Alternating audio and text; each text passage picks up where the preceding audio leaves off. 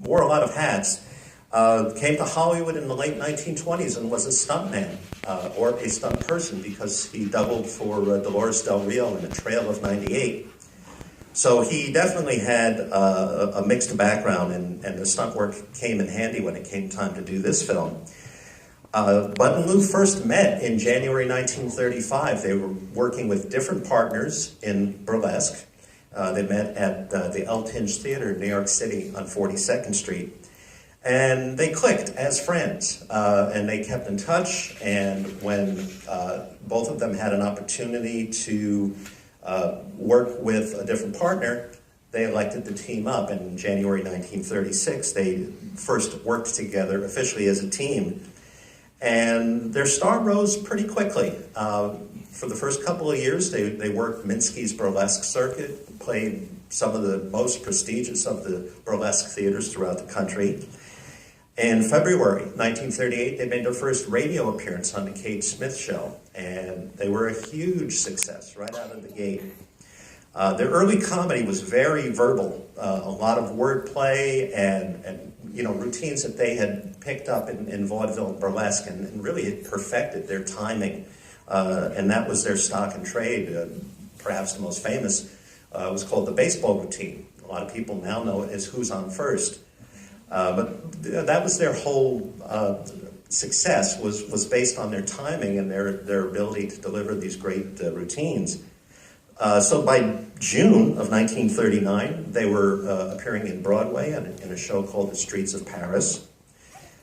They were signed by Universal in August 1940 and made their first film as supporting players, a movie called One Night in the Tropics with Alan Jones as a star.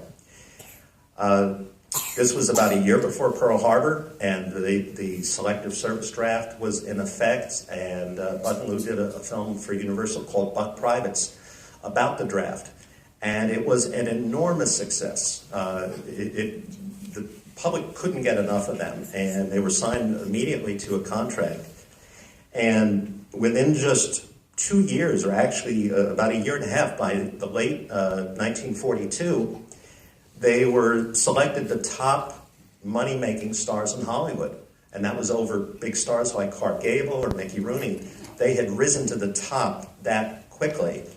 And in November 1942, to help the war effort, they went on a tour of 78 cities selling war bonds and savings stamps. And they visited 100 production plants and did all that in 34 days. And raised $85 million. That's a lot of money now, but $85 million in 1942 was just out of the stratosphere. So they were a huge, huge act and team. Movies, nightclub, theaters, radio, there was no medium that they hadn't conquered. In the late 1940s, they did a film called Abbott and Costello Meet Frankenstein. Probably considered one of their absolute best. Another huge success. And that gave their career a little shot in the arm, and they, from that point, did a series of films where they met famous characters or monsters. 1949, they met the killer, Boris Karloff. 1951, they met the Invisible Man. In 1952, they met Captain Kidd, played by Charles Lawton, who was a big fan of their work and worked for very, very little money on the film, just for the opportunity to learn timing. And in 1953, they met Dr. Jekyll and Mr. Hyde.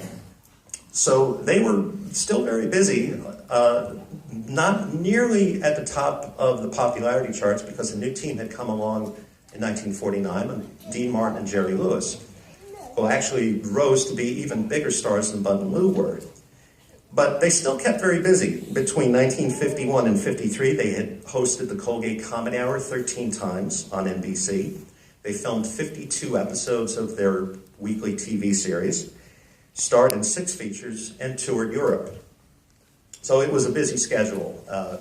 Lou had a history of heart trouble, and in late 1953 had his third bout with rheumatic fever, and it put him out of commission for a while. And it was during that time that the studio was looking for their next vehicle, and Charles Lamont, who was directing them, had worked in the teens and 20s on the Keystone comedies, and he had the idea to have Abbott and Costello meet the Keystone Cops. And in a way, it was kind of timely because the early Keystone comedy films had recently been sold to television. Max Sennett had just published his autobiography called The King of Comedy. So there was kind of a renewed interest in the mid-50s in the early years of film. And this movie was somewhat timely for that reason. To lend an air of authenticity, 3 of the original Keystone Cops appeared in this film. And those are Heine Conklin, Hank Mann, and Harold Goodwin. If we have any real silent film scholars here, I'm sure you'll be able to pick them out on screen. The budget was $743,000, and it was shot over a 31-day period. And the film, unlike the earlier Abbott and Costello films, which had a lot of verbal humor, by this point, their films were relying more on visual gags and slapstick. And with Lou's health problems, and with Bud being a little bit older, a lot of the real heavy lifting was done by stuntmen. And I have to acknowledge the 2 that doubled for Abbott and Costello because they're absolutely brilliant in the portrayal. You have to look hard to tell that it's not them. Carrie Lofton doubled for Bud, and Vic Parks doubled for Lou Costello. And there were some problems. They were doing some pretty risky airplane stunts for the film. And at one point, one of the planes that they were flying got caught in a downdraft and lost altitude. Clipped a couple of trees and caught on a guide wire and hit an electric pole. Luckily, nobody was seriously hurt, but what you're going to see on the film is all real. There's no CGI or any other digital effects. To lend it a little bit of home feel, Lou's oldest daughter, Carol Costello, she was around 16 at the time, has a bit part in the first scene in the film as a ticket seller. And if you pay close attention, you'll hear a little bit of interplay between her and her dad. Again, if we have some silent film fans here, the footage you're going to see in the first reel is from the classic Uncle Tom's Cabin. And as George mentioned, they only did 2 more films after this. They split in 1957. Lou, who had a bad heart, died of a heart attack in February 1959.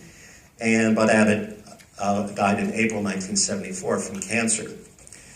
But their work will always live on, and that's the beauty of film, and the beauty of this amazing facility is a film could be 60, 70 years old and still come alive on the big screen. And I'm looking forward to this for all the reasons that George mentioned, and one more that I think might surprise some of you. This movie has not been seen anywhere in its original widescreen version since the first theatrical release. And I'll explain how that is done. In 1953, with the threat of television, widescreen films came into fashion with processes like CinemaScope and VistaVision. And this film was shot in an open matte format, which meant that the full 1:37:1 image was photographed on film, but it was composed in camera for widescreen presentation. And in this particular case, it's meant to be seen 1:85:1. And all the compositions lend themselves very well to that aspect ratio. Well, when the film was sold to television and first appeared on home video, people didn't have widescreen TVs, so it was always mastered in the full-frame 1:37 version. And that's not to say that looked bad, but in most of the shots you had miles of headroom and dead space above people's heads, and it kind of affected the compositions quite a bit. So this will be the first known widescreen presentation of this movie in probably 60 years. And it's a real pleasure to be here to share it with you. If you have any further questions, or if you're interested in the book, I'll be out in the lobby. I'll be happy to answer them. I want to thank all of you very much for coming. Please enjoy Abbott and Costello Meet the Keystone Cops.